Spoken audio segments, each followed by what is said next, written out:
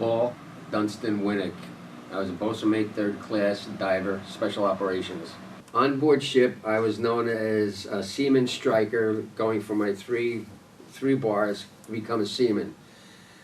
After work each night, we would sit and go through our manuals, learning about what we're doing. We learned the operation of the ship. And since we were a repair ship and a tender, we brought on supplies and delivered supplies to people. You had to learn the operation of the booms. You had to learn the operation of all the rigging on the ship. And I became quite proficient in operating a boom, lifting material off the ground, putting it on the ship in a hole. And I was able to handle 2 booms at one time doing it, and I just had a natural knack for it. I had no fear for it. I don't know if it was young and not knowing any better, but I enjoyed doing it. Learning how to operate all the different things on the ship, learning how to read the stars, you know, when you're out at sea, learning about the water, learning the navigation. You know, it was just one day after another. It was a new learning experience, and I enjoyed every bit of it, and I don't think I've forgotten anything about it. One of the things I did remember about being on a bosun mate, everybody had to carry a knife on deck for us. It had to be on our side of the hip at all times. It was part of our dress uniform. I never realized why, but we worked with a lot of lines. And one day, all of a sudden, one of the young sailors got his hand caught in a block and tackle, which are the lines go through it to secure the masts and everything, and he got his thumb caught in there.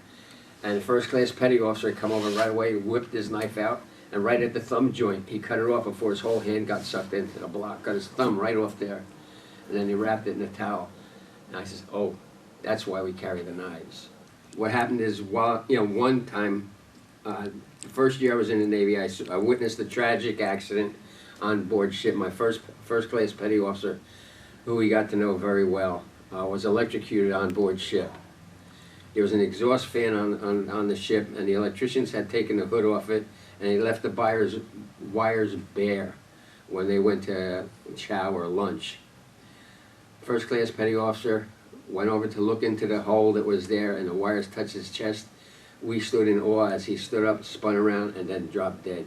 That was my first real-life experience with death.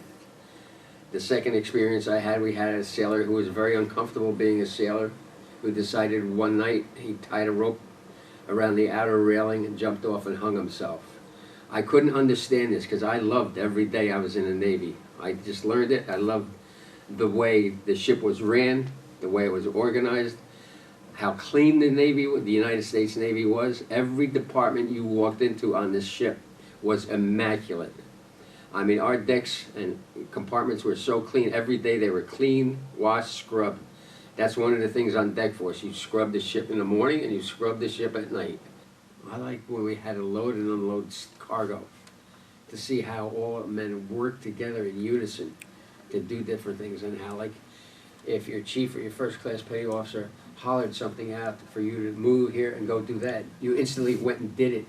And it was like everybody knew what they were doing. It was just such a everybody did everything in unison, like it was programmed, like a computer program.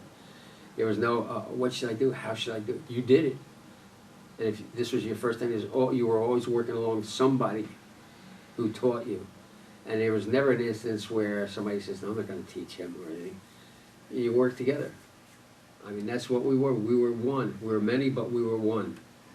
Before I became a diver, general quarters was I was to man one of the gun turrets. We had different men that were assigned to, like, I had a 5-inch 38 gun on the bow of the ship, which I was part of the crew.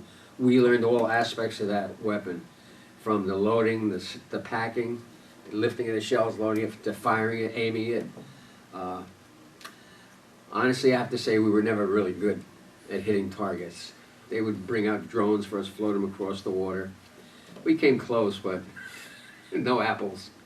You stood drills fairly. You never knew when they were going to come, but when we were out to sea on a ship, yeah, they did it at least once a week, and tested you out and checked you out to find out. But when real general quarters came, it was it. Everybody knew exactly what they were going to do.